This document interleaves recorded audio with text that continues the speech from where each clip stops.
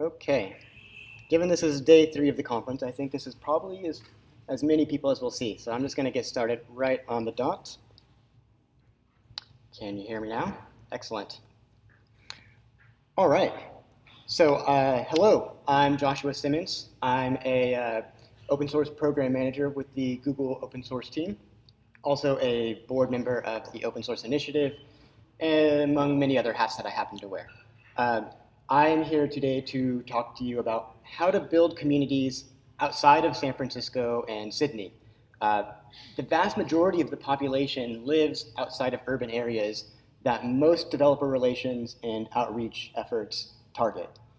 There was I believe it was a UN study just a number of years back that got a lot of press that said, suddenly the majority of the population, of the world's population, is living in cities. When you hear city, what do you think? You might think like an urban center, but city can be defined as having as few as 2,000 or 25,000 people. So the reality is that the majority of the population does live in cities, but not the kind of city that you're probably picturing. So we as outreach and community organizers and developer relations professionals, we're leaving a lot on the table in terms of recruiting contributors, in terms of recruiting users, and we're certainly not engaging these people, and so our products are not designed to suit their needs. So my goal is to help you build communities, or better yet, help you empower community builders in those suburban and rural areas to build their own communities to scale your outreach efforts, whether that's for your project, your company, your foundation, what have you. So a little bit of housekeeping. I mentioned I have worn many hats, and I still do. Right now, I am just representing myself, the individual Joshua Simmons community organizer. Nothing I say represents my employers, past, present, future, blah, blah, blah. All right. So, how do you grow communities? Easy, right? 1, 2, 3. This talk is all about number 2. So, you've got to identify the community builders, the people who are willing to start these things. You have to help them create and grow communities. And given that this is usually a volunteer effort, you then need to incentivize them to keep doing it. But again, the focus of my talk is on empowering those community builders. The other steps 1 and 3, aren't really all that dependent on where a community is, at least less so. So one last thing before we dive right in. To be clear, this is just a single tactic for connecting with people in rural and suburban areas. My hope, though, is that as we help build communities in these areas, that will pave the way for other outreach efforts. So let's set the scene a little bit. Who am I to be talking about growing communities? I'm from the wine-soaked region north of San Francisco, about an hour north of San Francisco where that photo was taken. And though I'm close to San Francisco, there's surprisingly little crossover. It's as if the Golden Gate Bridge was 1,000,000 miles long. There's not a whole lot of technology up there, and what technology there is up there is of a very different sort than what goes on in San Francisco, the East and South Bay. So setting the scene, it was 2011. I had been freelancing as a web developer for 9 years at this point. My practice had grown to the point that I needed to subcontract to people in order to handle the client load that I had. I didn't know what I was doing. So I started by hiring friends and training them to become junior developers, which was cool. Working with my friends, they learned skills, they've gone on to get jobs in industry. But that doesn't scale, right? Because when you're working with a junior developer or an intern, there's a lot of time that goes into training. And so that was not a wise strategy for scaling my efforts. So one day while I was researching my competition, I stumbled upon a designer who had the same problems. She had trouble finding people to subcontract to. Beyond that, we realized that we had trouble finding communities to learn about the tools of the trade to find tools, etc., we were tired of driving that million-mile bridge down into San Francisco. And frankly, when we did go to those events, they weren't speaking to our needs as client services professionals. So we met for coffee and griped for about an hour, and that night we started Web and Interactive Media Professionals. Originally we were the North Bay Web Professionals, but NIBWIP is not a memorable acronym, while WIMP is unforgettable. So over the course of 4.5 years, we grew this group to over 600 members locally and over 1,200 members online in our forums. This was the experience that got me into professional community management, and it informs much of this talk. WIMP was kind of a wild success. We didn't expect it, and we got lucky most of the way. It was an accidental success. But through my time as a community manager for OSCON with O'Reilly and at Google, I've learned that a lot of the happy accidents we made while building WIMP are actually not all that common, and so they're worth sharing to groups like this. So thus this talk. That's where I'm coming from. These are the key ingredients for creating a meetup. You probably are familiar with most of them. A lot of them are pretty intuitive, but I want to list them all right now so that as I go further in this talk, you have a mental model to hang things off of. There's a lot of good information out there, so I'm not going to speak to every single point in depth. I'm just going to speak to the specific challenges and solutions in rural and suburban areas as they relate to these. So, how do you build communities in rural and suburban areas? Okay, culture. You must have a friendly and welcoming culture. This is more important in these regions where you don't have a critical mass of people than anywhere else. In San Francisco, you can pop up a meetup, you can be a jerk, and you'll probably still get attendees because there are that many developers there who need to learn about these things. That's not true in these other areas. If you burn bridges, well, they've gone. You need to make an intentional effort to greet and get to know everybody who attends these groups for the first time. There is such a thing as a community growing too fast. When a community grows too fast, people don't necessarily feel a sense of belonging. They don't necessarily feel a reason to come back necessarily. They're just another face in a crowd, and there's nothing special about that. So if you get to know them as the organizer, they're going to feel welcome, they're going to come back. With WIMP, we did a round of introductions every single meetup, even when we had 30 to 50 people showing up. Now, yeah, that took a little while, but the end result of that was that everybody knew everyone else's name, or at least ostensibly remembered their name, so that I could see, okay, that's Jane designer who just introduced herself. I'm a developer and I need to contract out to a designer. This is the person I want to speak to after the presentation. That kind of introduction allowed people to, it brought wallflowers out from the wall, and it helped establish a core group of people that really did know each other over time. Event listings and promotion. If you have a meetup, if you have a community, the heartbeat of that community, yes, there's online forums, but the heartbeat is really the events that you run where you bring people face to face. Where do you put these event listings? Where do you promote these things? We use meetup.com and Facebook. Meetup is amazing. I think a third of our members ended up coming from other meetup groups who they might have been in a hiking group or a singles group, like whatever it is. If they're on Meetup, Meetup is constantly cross-promoting groups to help grow those communities. We found that to be super valuable, and honestly, when I started this group, it was one of the first times I'd ever been on Meetup, and I was amazed at how many people were on the website, even where I was, in a fairly low population area. So even in Timbuktu, you're probably going to find a healthy a healthy number of meetups that you can draw from and cross-promote with. So yeah, set up a meetup, put the event listings there.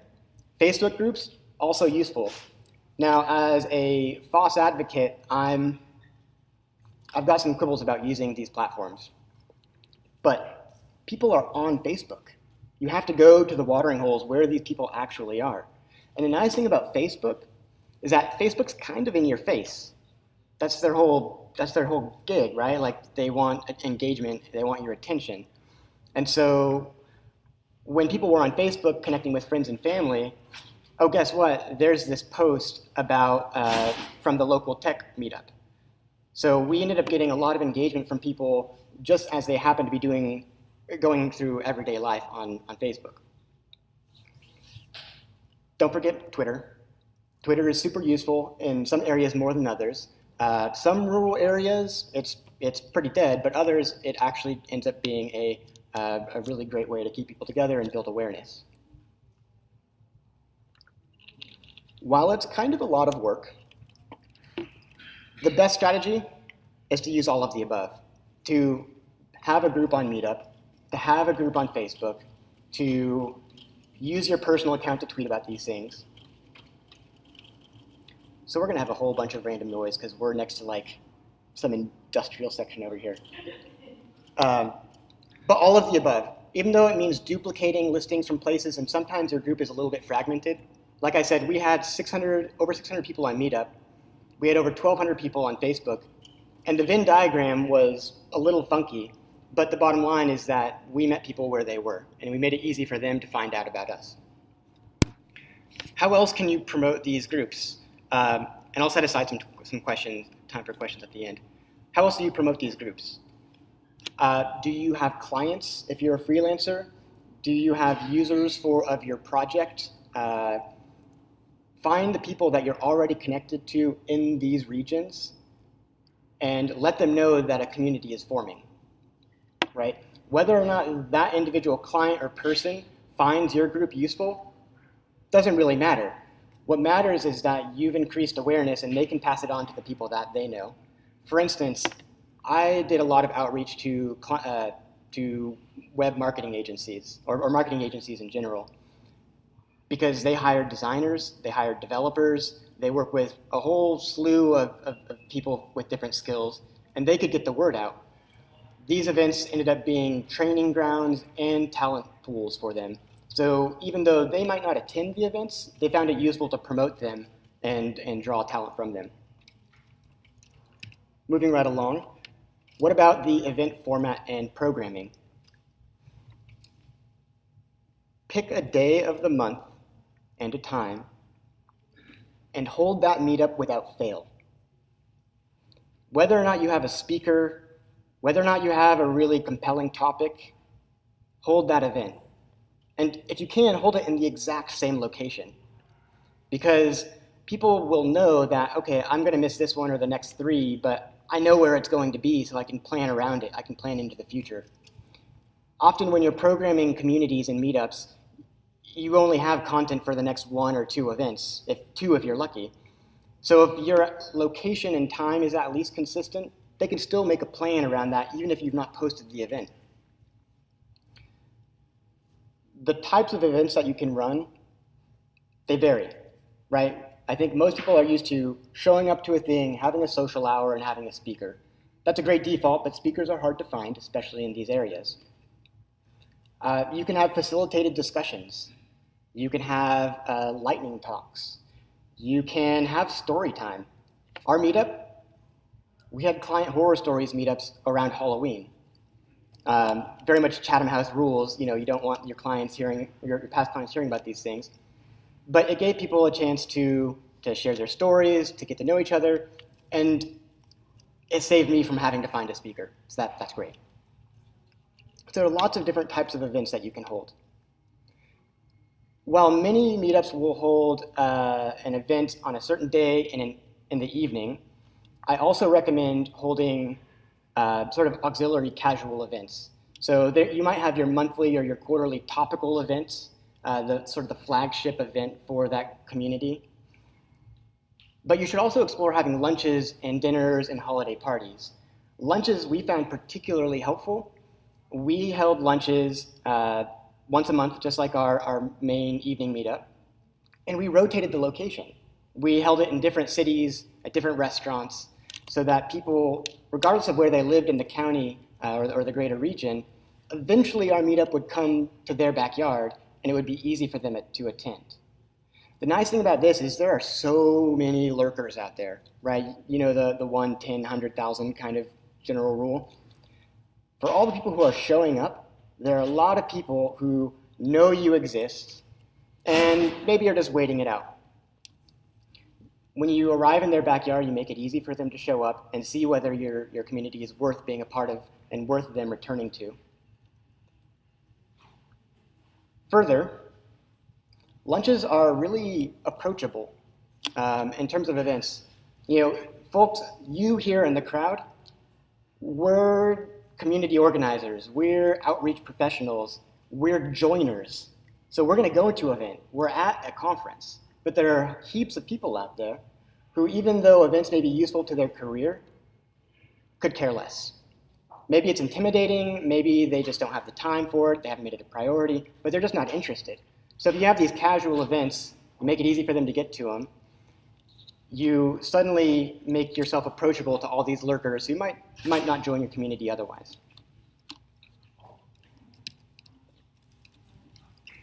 Food and drinks. If you hold an event, you've got to have food and drinks. It makes it really easy for people to attend. Maybe they might otherwise miss dinner. So having something for them to nibble on, even if it's not a subsistent meal, helps. What if you can't afford food and drink? Potlucks. Potlucks are amazing.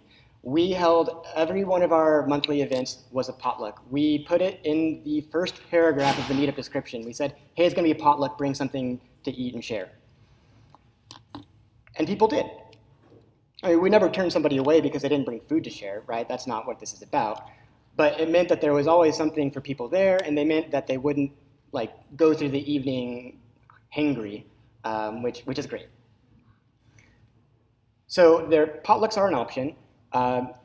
One thing that's important is the organizer or the organizers should always bring something, even if it's just a cop-out like here's some chips and dip.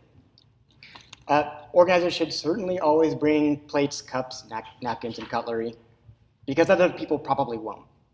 That's just something I learned from experience. A forum. So I talked about having your event listings on Meetup, on Facebook, wherever it is. And I should note they're often local things like Calligator and Davis. They're often localized things, event calendars. But a forum is really, really critical to maintaining the heartbeat of your community in between those events, those face-to-face events. Those forums allow people to follow up on questions, on things they found interesting, ask for help, ask for leads, whatever it is. It allows them to engage with each other and get value from the community in between those events. I want to be clear that a forum is not the same thing as a chat room. I swear, do not spin up a Slack and not a forum for your community. Because chat, real-time chat, is a great medium, but it serves a very different purpose than a forum. And I also want to stress that while I say use all of the above for listing your events and getting the information out there, a lot of them will come with a forum attached to them. Designate one of them as the official forum and make it clear which one that is, so that people direct all their posts there instead of to all these places where they'll make a post and no one ever answers that post. I made it a point in our events to promote the social media, the event listings. I promoted all of those things at every single meetup we went to, because sometimes people would stumble in the door and not actually know how to find out more about us. Being consistent about promoting these things and where people can connect is really critical. When you have a forum, you should moderate it with abandon. Strong moderation is critical for growing a community with a healthy culture and making sure that things are useful for everybody. We set rules like don't be a jerk, don't be disrespectful, don't be salesy, which was a murky one. Like people could ask for help and say that they were providing something, but like don't come here and say you're offering an SEO package for $300 because that's not valuable for anybody. These groups, the moment they get salesy, they feel like a networking group that people want to leave because you walk in the door and it feels like someone's handing you their business card trying to sell you something immediately. Yes, you will end up working with these people. People end up working with each other and providing services to each other. But if you can make it clear that sales is not the goal and that really learning from each other is the goal, then it creates a tone for a community that people actually want to participate in. So strong moderation, clear rules. The organizers need to set the tone. You really have to lead by example. And what if you've just started that community? What if there are maybe like 5 people in that community? It's you and your friends just there for moral support, even whether they're interested or not.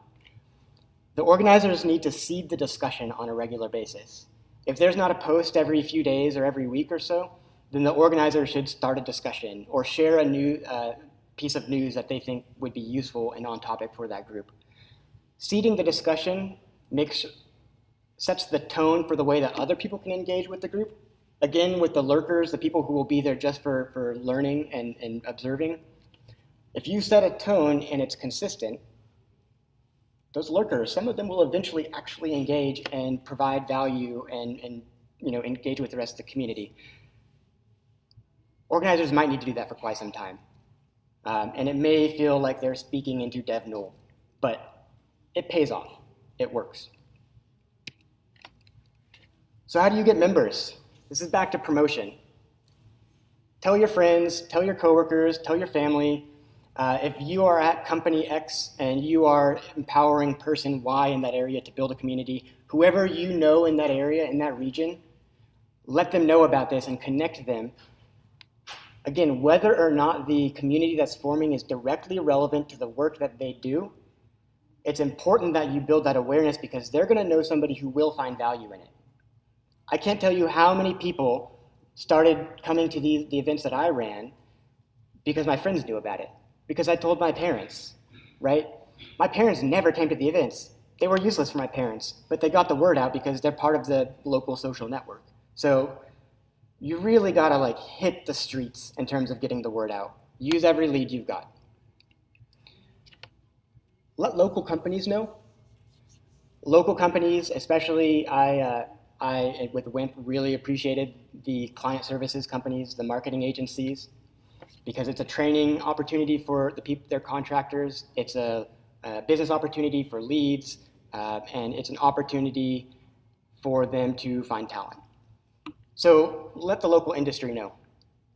If we're talking about technology, there may not be any tech companies locally, but there are definitely companies using technology. So whatever sector those companies are in, it doesn't matter.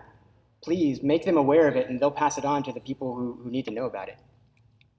Schools are also a useful resource for getting the word out. We found it particularly useful to work with the local 2-year university. They had students that they wanted to teach and get into industry as soon as possible. Their goal was to get their students to be working professionals. And so 2-year colleges were really keen to connect their students with us. And they often, even without our prompting, gave them extra credit for attending, which was great. 4-year universities are harder to crack, but they can also be useful allies. Find the dean, find the instructor, find the clubs that are relevant, and let them know that this event, that your community exists. Lastly, we found it really useful to do community engagement type events in terms of getting the word out. WIMP was a group for designers, developers, marketers, videographers, anybody who had a hand in interactive media, because we all could learn from each other, our skills were all relevant in some way to one another. Because we had this multidisciplinary group, we were able to hold charity hackathons. We held WIMP Gives, where we paired up a designer with a developer, with a writer, with a student, and with a project manager. And we took that team of 5 and we paired them up with a nonprofit, a local nonprofit with a website that sucked. And we ran these hackathons to build new websites for these nonprofits, which was great for press. Local newspapers lap this kind of stuff up, right? So the local newspaper is happy to get the word out that the event exists, there's this opportunity. Local newspaper is happy to say, like, look at what these people are doing, right? If this newspaper is going to cover the local fair, they're going to cover your charity hackathon. So community engagement events, there are many different types, but it's just, it's another great way to get the word out. Speakers. Oh my gosh, speakers. I'll just say that the organizer needs to get comfortable speaking, even if they've not done a lot of speaking in the past. Maybe you can help them by giving them some training, sending them some resources. VM Bressur over there in the audience has an excellent repository of speaking resources. There's great information out there. Empower these people to be speakers and be better speakers. Heck, send them to regional and national conferences if you can. There's no better way to gain your sea legs as a speaker than to go to a conference and see people doing it and learn from them and maybe even speak there. Because you, presumably, are this person at this organization that is trying to encourage community growth in these other areas, you have a pre-existing network. What speakers do you know? Do you know people who are traveling through the area? Do you know people who are maybe an hour or 2 hours away who might be willing to make the drive? Send these people speakers.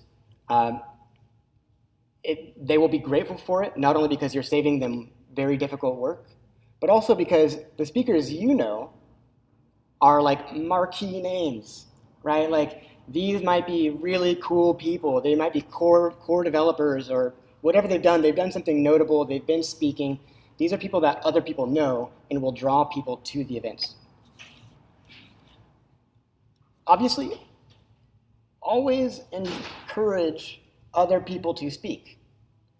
When you're building these communities, you don't necessarily have a great density of people who are practiced in speaking.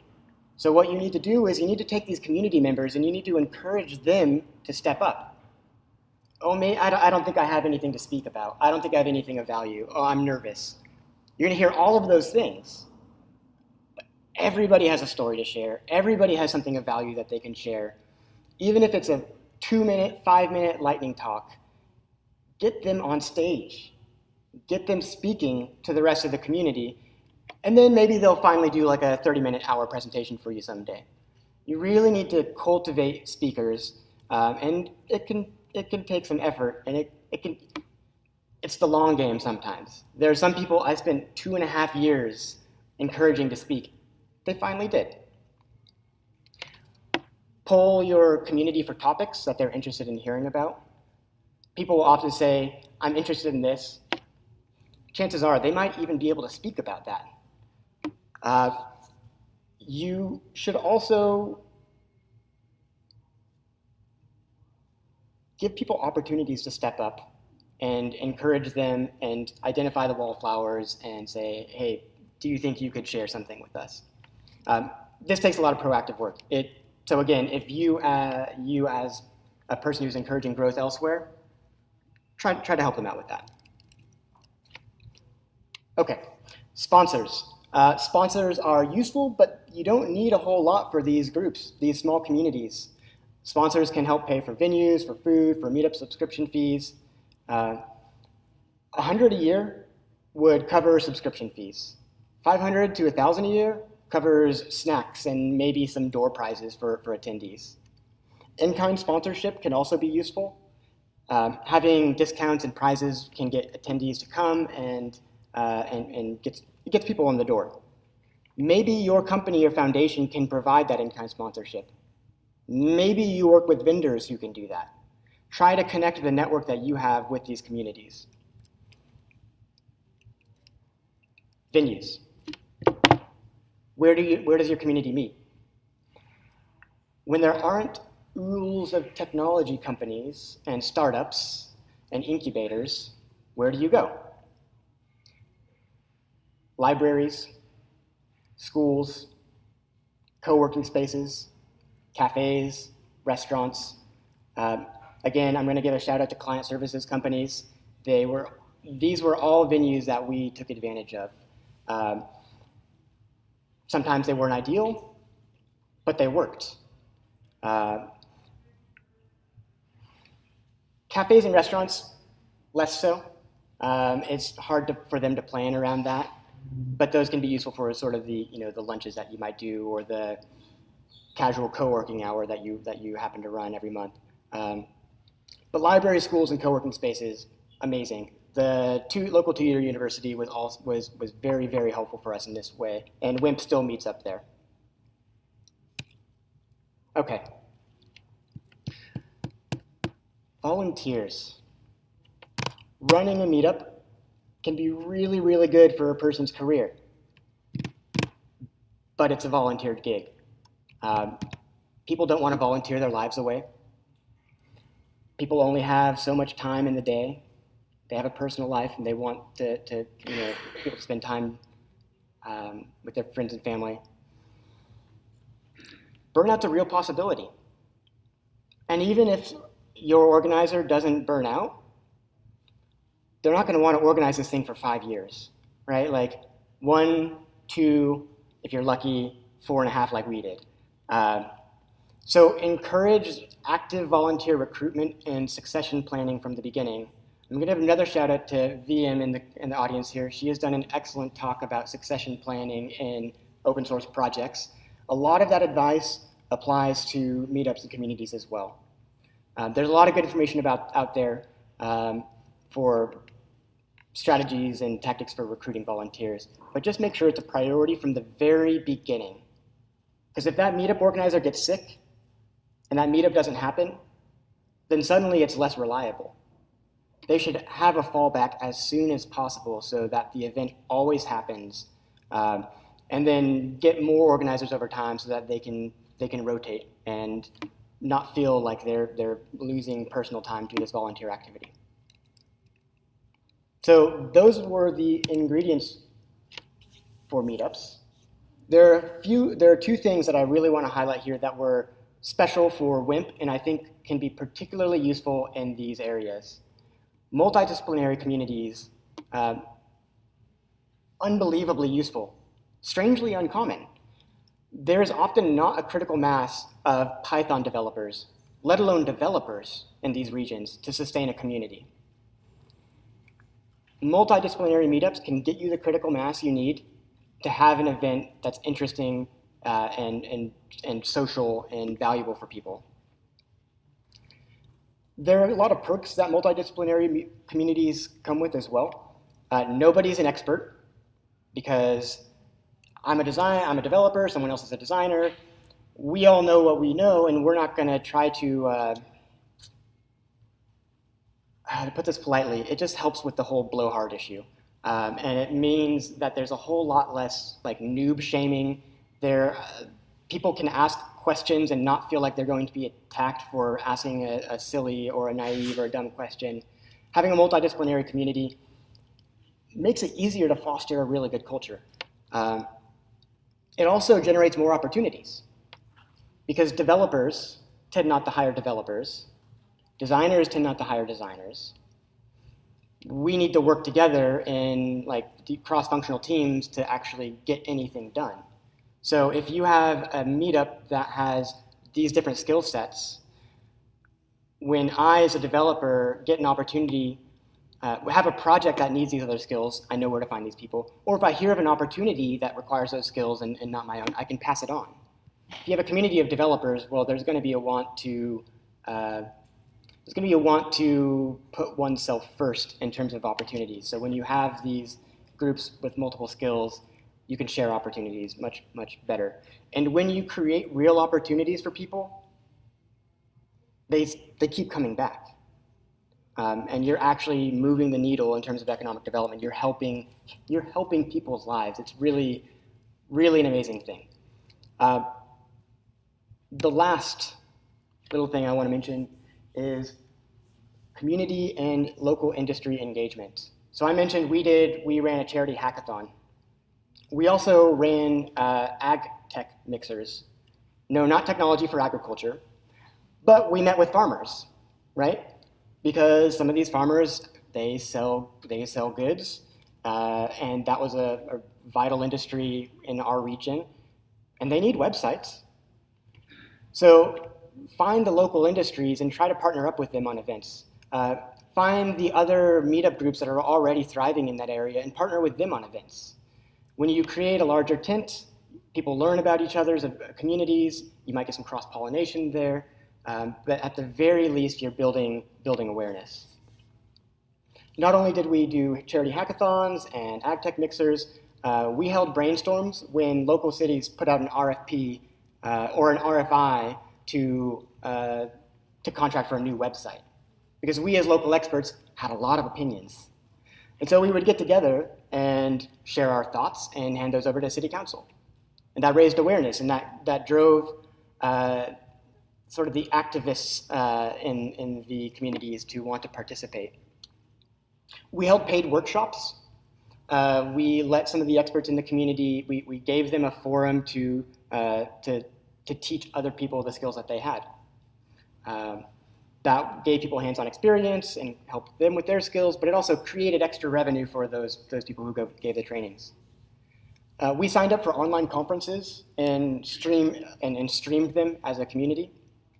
We had co-working days where we would just go to a co-working space or a local cafe and work together for a couple hours.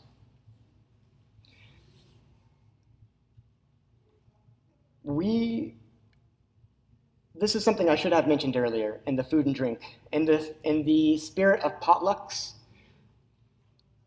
let your community organizers let them ask for donations. They needn't be shy about asking for donations. We passed around a little R2D2 mug at every event saying like, hey, we don't make money doing this. In fact, we put some money down every time because we bring food or we pay a deposit for the venue, whatever it is. So we just passed it around. It brought in very, very little. But it brought in enough to cover our meetup fees. Sometimes it covered beverages. It also sets the tone for it being a collaborative thing that everybody has ownership of. So don't be afraid to ask for help. Encourage your community organizers to ask for help. Okay, I know that was a lot. I know that was a bit meandering, but we've come to the end. So what next? You've got information, half of it's fallen out of your head already, but you've got some thoughts about where you might go. Make a plan. Identify organizers, give them some tools, and test things out, right? You don't need to build a massive national regional engagement campaign to start. No. Find some person you know in a community, in a regional or rural area, and work with them to build a community. And you're going to learn in that process, and eventually you're going to learn what you need to put in that toolkit so that you can scale this to be national, international, what have you. With that, questions?